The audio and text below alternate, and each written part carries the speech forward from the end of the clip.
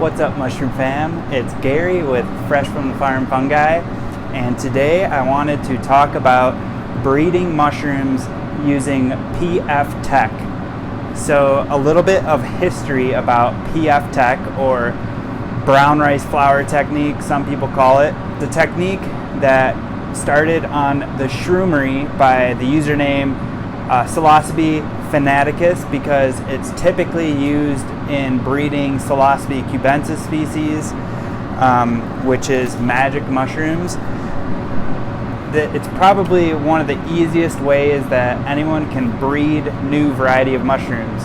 In order to start off using a PfTek, you need to have spore prints. So on this petri dish here, I have two different variants of Enoki mushrooms, or flemulina species, Enoki species. So two different Enoki species. One is a wild golden Enoki mushroom, and then the other one is the typical commercial strain that I grow. So my goal is to create a new phenotype by blending these two varieties together. In order to do that, you have to start from spore, because half of the genetic material from one spore will combine with half of the genetic material from another spore to create a new variety of mushrooms. So that's the essence of breeding.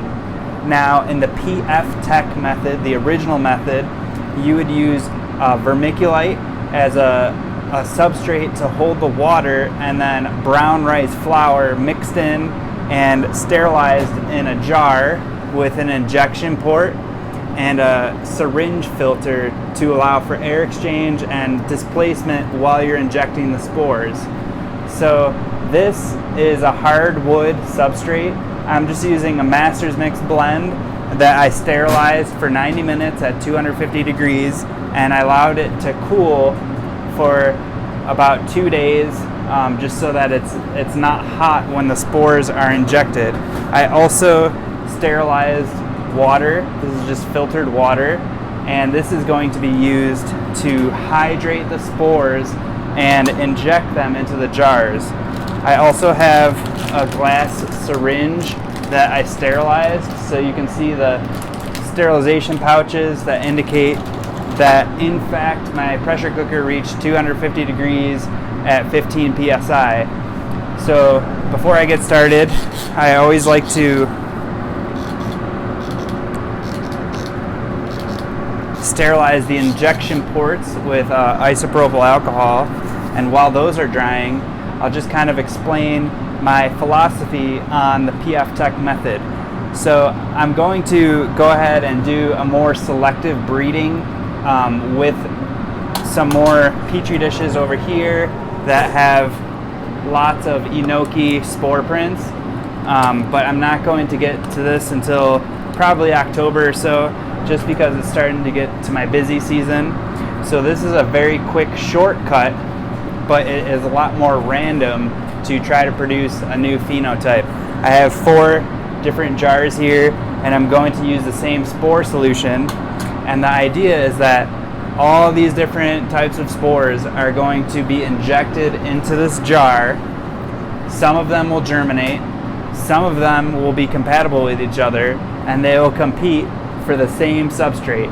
So once this is fully colonized, there will be multiple phenotypes competing for the same resources, and that will force them into pinning. And out of those mushrooms that develop from that cake, as they call it, or the substrate that is fully colonized with mycelium, 1 or 2 of those mushrooms will be superior to the rest of them because they have all competed for the same nutrients. So there's some flaws in this breeding strategy because it will select for the dominant traits. So in order to bring out recessive traits, like the commercial strain that I got the spore prints from might be a recessive version of an Enoki mushroom, because they're really white, slow growing, but they have a very long shelf life, which is what I'm aiming for with the wild mushroom. So in nature, one spore would be blown all the way over land, and then if there was a more robust spore in the area, it would outcompete that quickly. When you do a more selective breeding, you can tease out those weird genetics and still cross them with other haploids, which will produce more variation.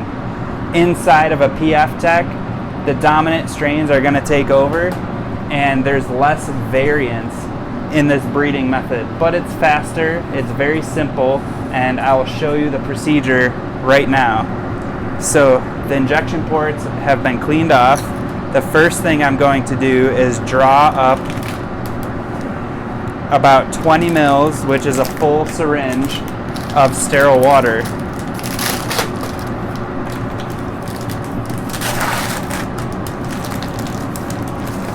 So these glass syringes are really nice because you can reuse them, and they just have this really nice copper seal which fits nicely inside, and it has a lure lock so that you can use a sterile needle to go into the sterile water. So it's not completely sterile process because these spore prints were taken from mushrooms that were in my fruiting chamber, but I tried to make them as clean as possible. Okay, so I've got 20 mils of sterile water, and you see that some juices came out of there, so I'm gonna go ahead and toss this out once I'm done with this experiment.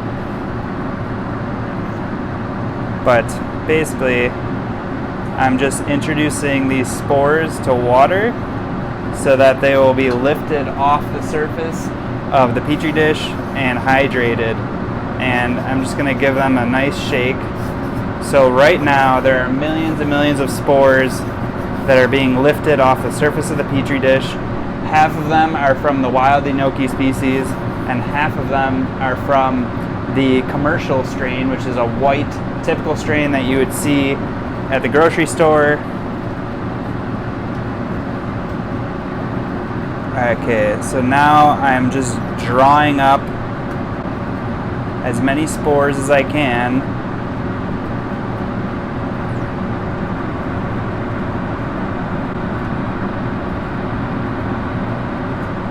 Whoop. So there you can see all the spores in that glass syringe.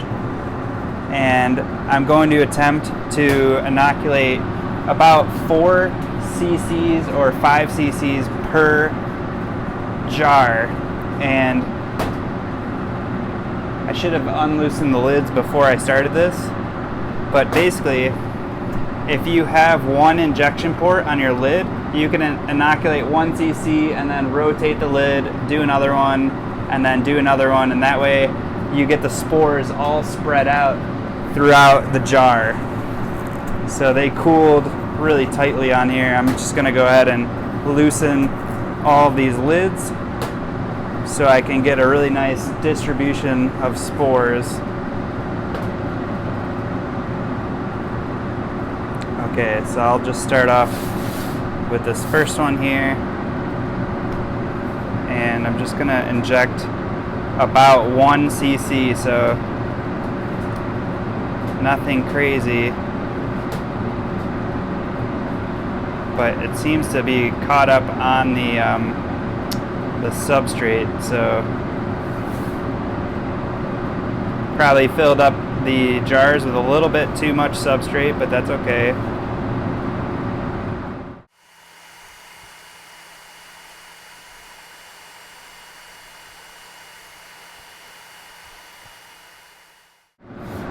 Okay, so I used up that 20 mil of spore solution, and then I'm just going to tighten the caps back on these. So I filled them up a little bit too much, but that's okay. Alright, and it's really important to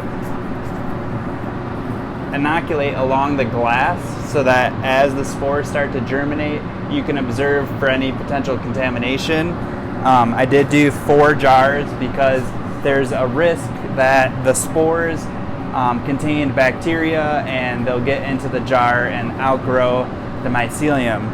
But I will just label these and stick them into our incubation with the rest of our grain spawn, and then once they colonize, I'll put them into a high humidity environment, allow them to fruit out, and then I would clone the hardiest or the fastest or whatever characteristic that I'm breeding for. I would clone that mushroom, and then I would be able to replicate that over and over again in the future. Hope that makes sense for you guys. Check out our breeding project, Immaculate Inoculation, if you're looking for a more detailed breeding approach. But this is the basics of PfTek. I'll keep you posted on the results. What's up, guys? It's been about 10 days since we inoculated these jars with the Enoki spores, and you can see we've got some growth happening. So one thing that I would be looking out for is some discoloration. It's really hard to tell this early in the game if it's mycelium or mold, but this definitely looks like some Enoki mycelium. We've got some nice white healthy growth. So it'll probably be a couple weeks before all of these different phenotypes compete and the strongest one will fruit out. But I'll keep you updated. I'm super happy with the results so far. Alright, so it's been 4 weeks since we inoculated these spores into the PfTek jar, and you can see it is fully colonized. So this was with sawdust, and there are 2 different types of Enoki. It's a commercial strain and a warm weather strain, so I was trying to combine the 2 phenotypes and create a new hybrid, and this is a really good example. You can see the different phenotypes forming inside the jar. So see how there's this clear defined line between these different cultures, and each one of those colonies, like right here there's this weird U shape, and then behind that there's this cottony colony. Theoretically all of those are different phenotypes. So the next step is going to be birthing these. Some people call these cakes because they look like a cake when they go into the fruiting chamber. So I'm going to soak these in water overnight, and then there's a couple options. You can make a casing layer out of sawdust because that's the substrate that is on this mycelium right now, or you can do vermiculite, which is just an inert stone that is used oftentimes in gardening, and it holds water but it doesn't really have nutrients, so that way it would create a shield around this culture as it's in the fruiting chamber. So I'm going to use a max yield bin and put some perlite on the bottom. So perlite is different than vermiculite, and it has the same properties though. It absorbs water, but it doesn't really have nutrition. So I like to use perlite on the bottom because it creates a nice humid surface inside the tote. And then on this last jar here, I just wanted to show you that there is some trichoderma present. So you have to be really observant while you're growing out the PfTek because they start from spore, and you can see right here in this region it's a dark green and it's very like grainy if you look at it from the side.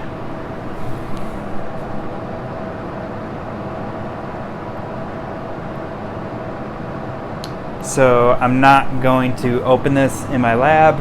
I'm going to take it outside and throw it into the compost. And outdoors, there's a pretty good chance that these have a chance to take off. I'm actually seeing some pinning forming in this one, but unfortunately it has that trichoderma, so I'm going to have to pass on this. But Look at that beautiful colonization. And that's 4 weeks straight from spore. So timing wise, it's very similar. If I would put it on a petri dish, it's going to take about 7 to 10 days to germinate, maybe another 3 to 4 days to hybridize with another haploid spore. So one spore would germinate, has half the genetics, finds another compatible spore, forms a connection. Some of them form clamp connections, some of them just fuse together. They exchange their genetic information, and that creates a new phenotype or a new genotype, a physical expression of a genetic combination. So I think phenotype is the correct term because you can see the different morphology of the mycelium. So there's different phenotypes in here. I can see some lines, and I don't really see any pinning on this jar, but it's larger than the smaller one, so it might take a little bit longer to pin, but there's a small pin right there.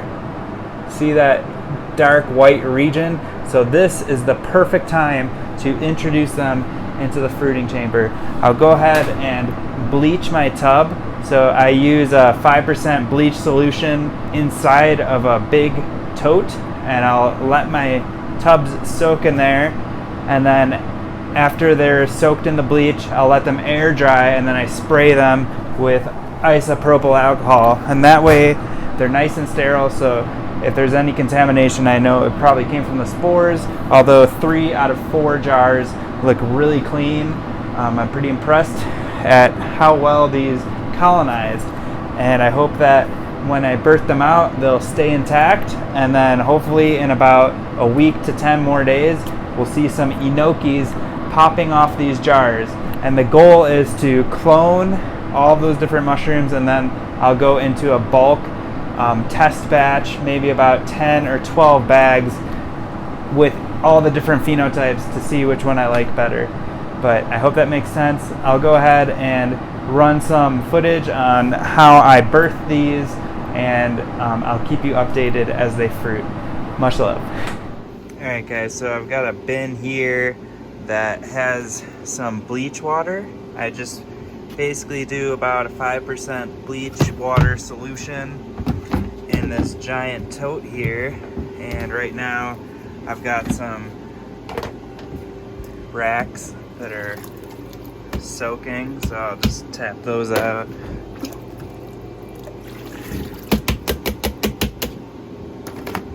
And I've got my max yield bin with my micropore tape.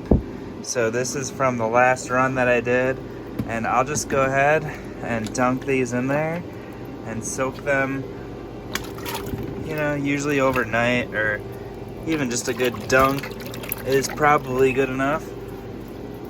And it kind of just smells like pool water, nothing too strong, but I'll let that soak and it will decontaminate that lid. And then we've got some perlite that will go on the bottom, and I've got my bottom of the max yield bin that will go in after this guy.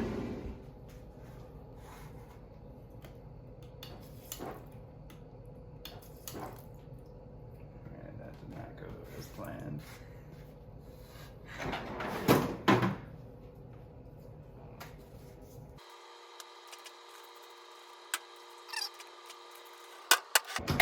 Alright, so it's been a couple hours. I will just set this guy off to the side on the shelf, and I like to just put them face down so that it'll dry off really nicely, and then I'll wipe that clean with some isopropyl alcohol. So I'm just going to set that off. And then this is the lower layer for making the PfTek fruiting chamber. So I'll just have that soak for a little while, and then for these, the perlite, which is going to be the humidity source, I like to spread it on the bottom and then use a hydrogen peroxide to decontaminate that. And then once our cakes are done soaking, we will load them up in the PfTek.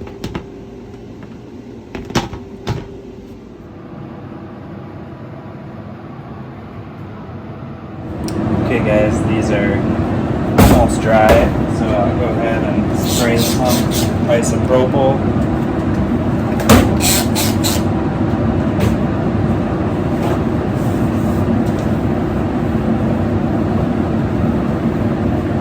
I'm just wiping it dry with paper towel.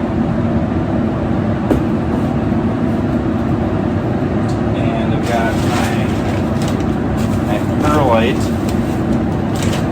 which this is just used to trap moisture.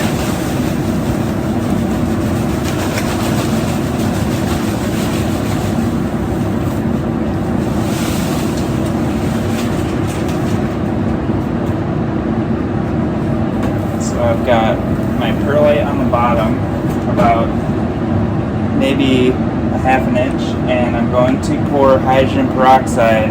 And the idea behind this is that it will hydrate the perlite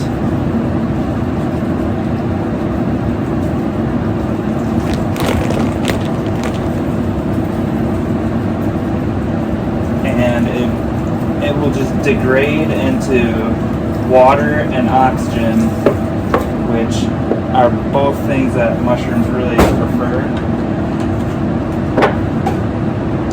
So I could just get a quick glimpse inside here. See how it's nice and moist, and that hydrogen peroxide is doing its thing.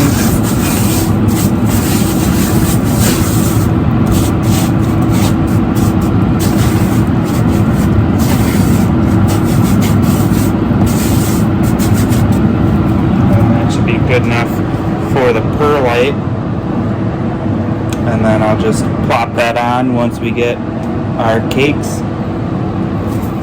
Okay, so the mycelium cakes are fully hydrated. This was about 4 or 5 hours. You can see the water pooling just under the bottom of the mycelium, so it's starting to float. These ones could have used a little extra time, but I do see that the whole cake seems to be submerged in the water. So the next step is going to be cutting out our trays that the cakes will sit on when they're in the fruiting chamber. You don't want to put them directly on the perlite because they'll kind of grow into that, and that's not what we're shooting for. We're trying to expose all those different phenotypes to the surface so that they'll pin, and then we could select the best phenotype. You can also add vermiculite at this stage, which would kind of create a shield around the mycelium, but I'm not going to do that because you don't have to if you're clean. It's kind of just a protection from any contamination. So I like to just use another jar with a wide mouth lid, or whatever size jar you're using. And at this point I would like to note that in order to do the PfTek, you have to have the straight up and down jars. You couldn't use this because you wouldn't be able to get the mycelium out in one piece. So I usually just spray it as a precaution. It should be pretty sterile coming out of the container. But then I'll just cut my best circle around the lid of this jar, and that way it will be able to create a nice microclimate towards the surface of that perlite without blocking the airflow. So this is a really nice surface for my cake to sit on. And then I'll just try to cut 2 more of these.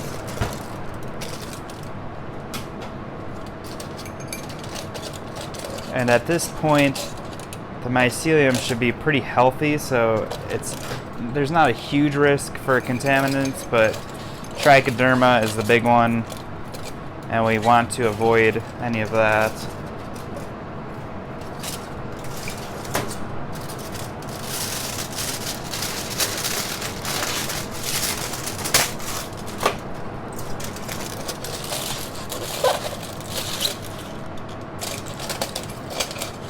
So I've done this technique for Pia mushrooms before, for chestnut mushrooms. They'll pretty much work for most saprophytic species. But you might have to adjust the media, and the traditional media is just a brown rice flour with vermiculite to make the cakes. It's pretty versatile as well. Alright, so I have these 3 cakes here. I'm going to remove the lid, and I'll set these down so I don't drop them. So I'm going to remove the lid, kind of put it off to the side so it's in the flow of the hood, and we are going to birth our cakes, which just means we're going to remove them from the jars and place them on their little containers. So you want to kind of space these out so that when the mushrooms grow, they don't overlap with each other. And this can be tricky sometimes, but if you're patient, they should kind of just tap out.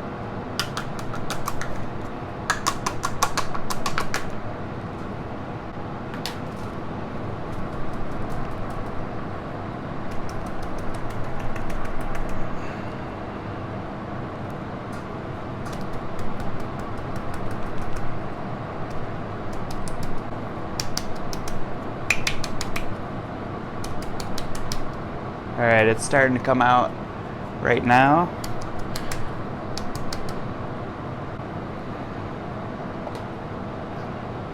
And you can see that really nice myceliated cake. And I'm going to place that on top of the foil.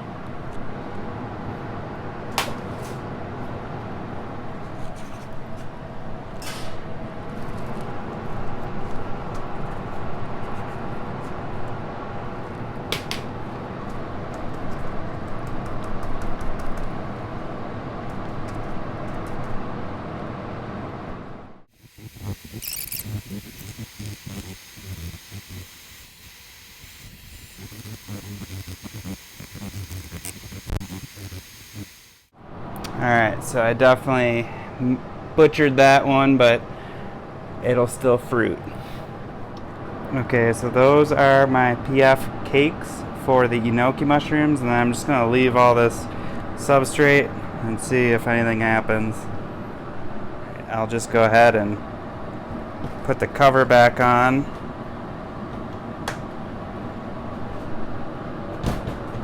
And then you shouldn't have to mist it or anything if the hydration from the perlite is correct and the cakes were completely soaked. They should be good to go just like that.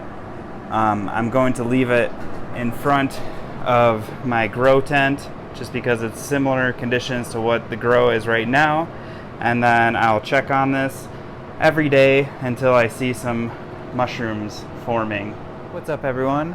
It's been a week and we've got some really nice pin sets forming on these PF cakes. So I'm gonna pop the lid off this and I'll show you different pin sets, what I'm looking for, and I'm gonna let these go about 4 or 5 more days and then throw some clones onto fresh agar petri dishes to select for the best hybrid that we see here, and then we'll be doing some test batches. But first, I'll show you the progress. So if I can take this off of our tripod and kind of go through what I'm looking at.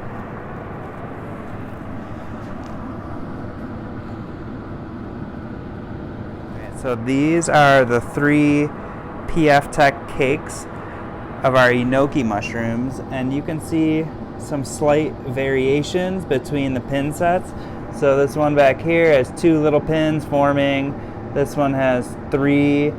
This one has some nice clusters, and you can see the difference in color. So these ones are a little bit lighter on top, and then this guy over here is more what I'm shooting for. It has a nice dense cluster, kind of uniform size.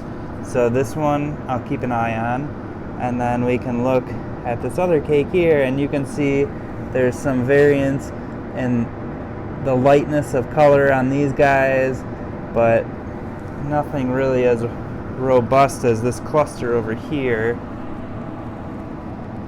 And then you can see some lighter pin sets forming.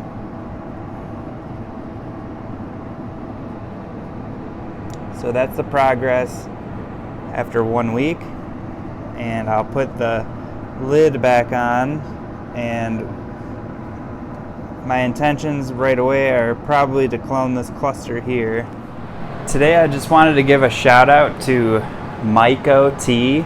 It's a probiotic drink from Florida, and someone gave me a couple samples at the farmer's market, so I just wanted to give a shout out. I'm not promoting them or anything, but I thought this is a really neat product. It's essentially just liquid mycelium, almost like kombucha, and I think that it's a really cool concept. So I just wanted to try it out and share my thoughts. Alright, so I thought it would be a little bit more carbonated than it is, and I can definitely see the mycelium. This one in particular is a cordyceps blend.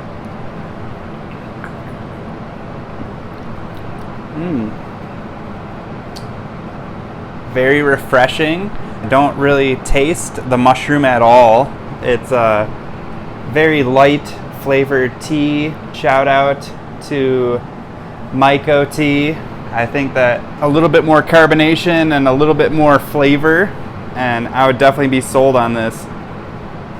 Much love. It's been 10 days since we birthed these PfTek jars, and they are looking gorgeous.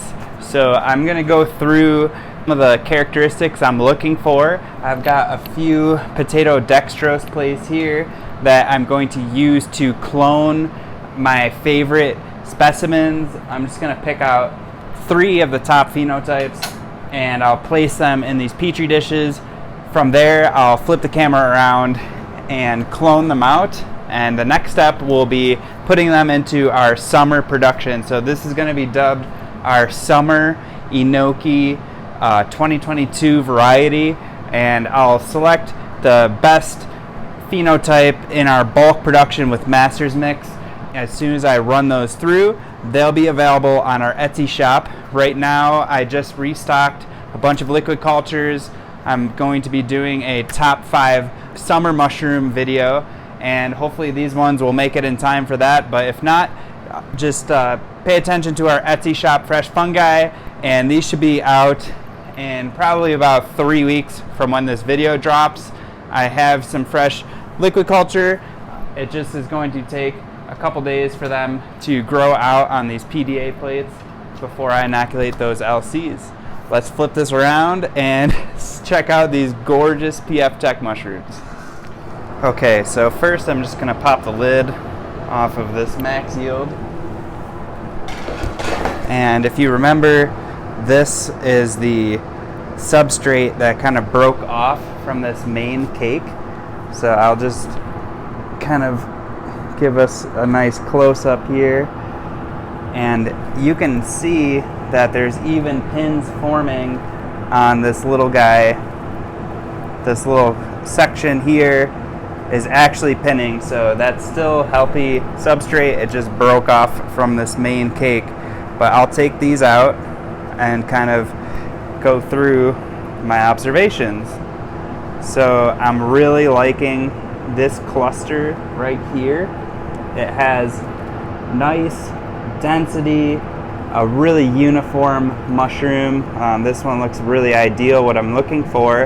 And one of the common issues with the wild flemulina is that they often develop these dark stipes, which it doesn't really affect the flavor, but as far as market value goes, I think it's better to have a mushroom with more of a white or beige stipe. So I'm really liking this cluster here. So I'm going to call this guy Summer Enoki number 1, and there's already some other pins coming in right behind it. So that's a great sign that that little sector of mycelium is going to be a really nice commercial viable Enoki mushroom. So that's going to be number 1. Now let's come over to the larger PfTek. Wow. And we've got a lot going on here. So this one up in the top left, although it's very tiny, look at that nice little coloration difference. But it's kind of a small mushroom, so I'm going to avoid that guy. But I'm looking at the different stipes on these, and I'm really liking this cluster here too. It has a nice even pin set distribution. So I'm just going to pinch off this guy from this cake, and then this is going to be Enoki mushroom number 2.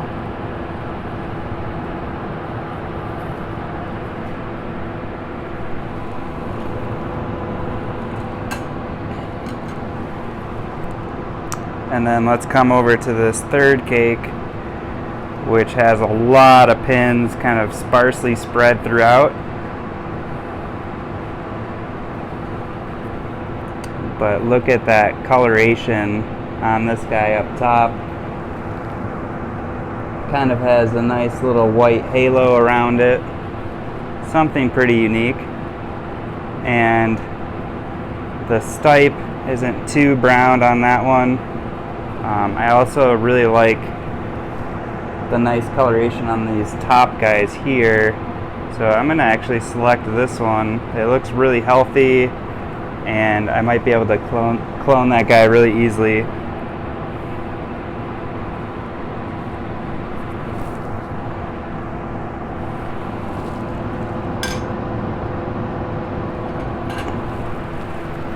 Okay, so there you have it. I'll pull these cakes out just to kind of show them off as I'm doing my clones.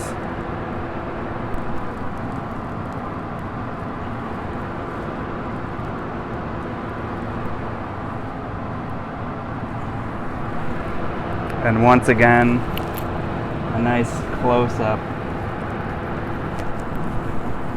of all these little pins.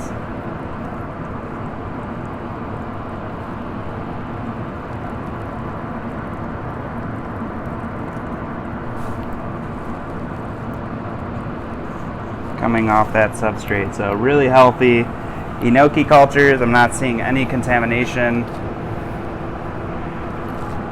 Now it's going to be time to clone. Okay, I'll start off with my ISO.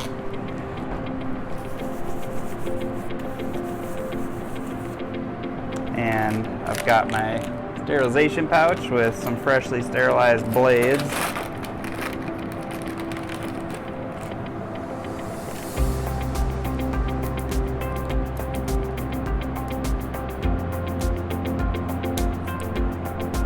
And it's probably not best practice to have these Enoki mushrooms kind of open and sporulating in the lab, but I thought they'd be really nice companions while I clone their brethren and bring them into the next line of production.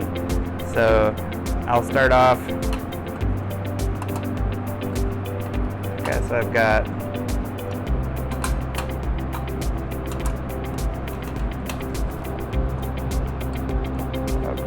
a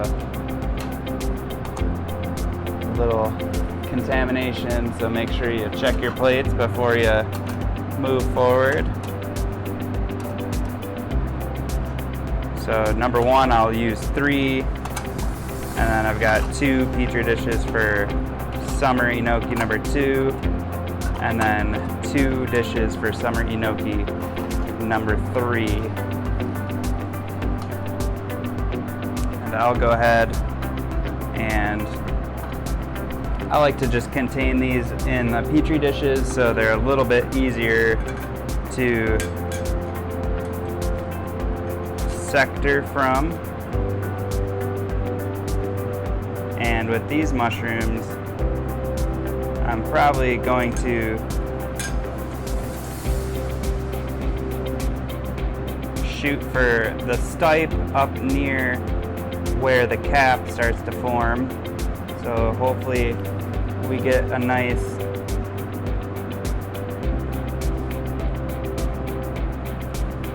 access to that tissue right in there. And I'm just careful that I'm not cutting into the gills because that would just introduce spores.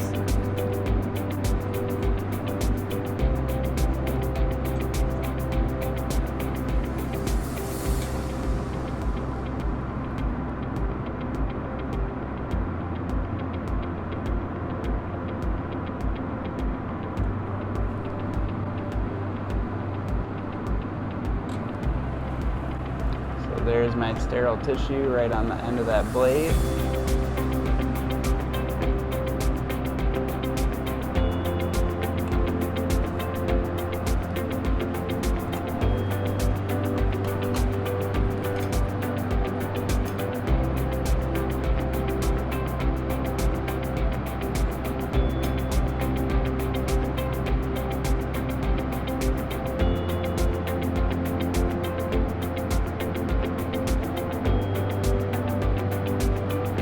Not going to cut into this stipe because that would just bring all those contaminants, potential contaminants from the outside of the mushroom onto the edge of the blade. So I'm just being careful to focus on that sterile tissue on the inside of the stipe.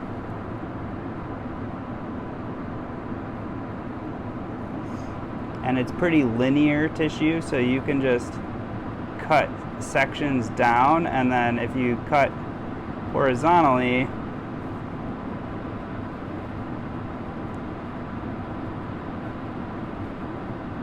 whoop,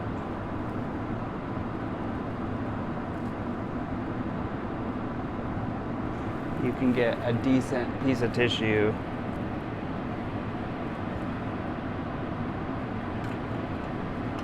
So if that makes sense, the tissue is kind of running linear. So I just take my blade, go side, side, and then if you cut across really carefully, this middle wedge would just pop right out.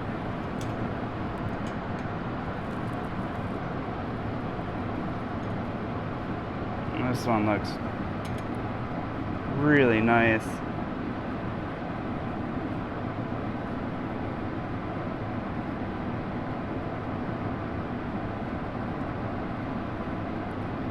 And then some of the ideal tissue is going to be that really fluffy white region where the cap meets the stipe.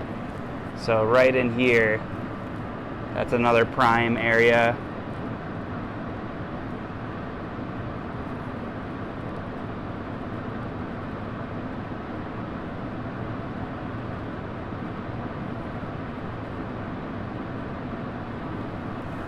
Some nice tissue.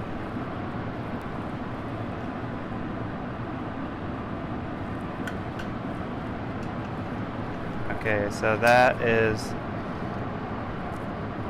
my summer enoki number 1, and go ahead and make a nice little enoki tea out of that if you want.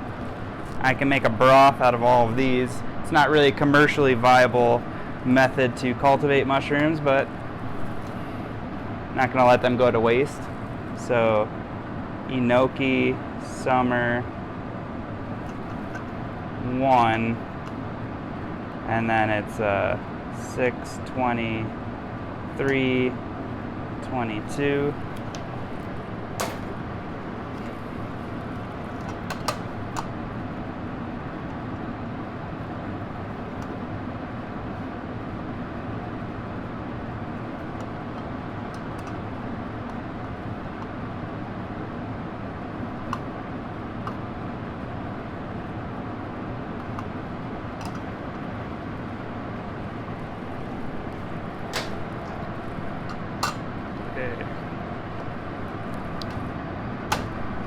Since I'm working with different phenotypes and they're very sensitive to heat, I'm just going to be using fresh new blades. But shout out to Mike O'Geeky for the induction burner. If you haven't seen that video, check out the induction sterilizer. I've really been liking that this summer, kind of cutting down on blades. Alright, so this will be number 2, and I really like that coloration on those caps. They've got a beautiful, nice, even fade. So I'm going to be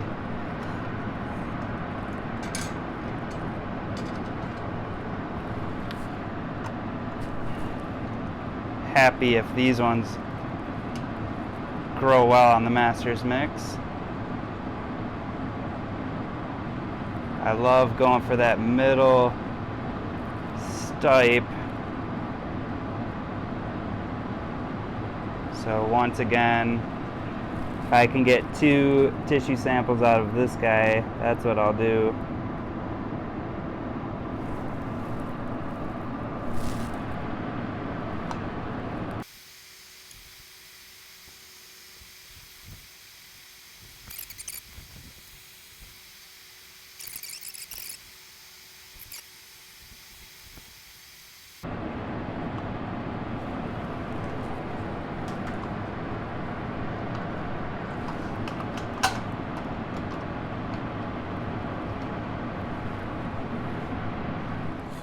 Alright everyone, thanks for watching our video on our PfTek for our summer Enoki mushrooms.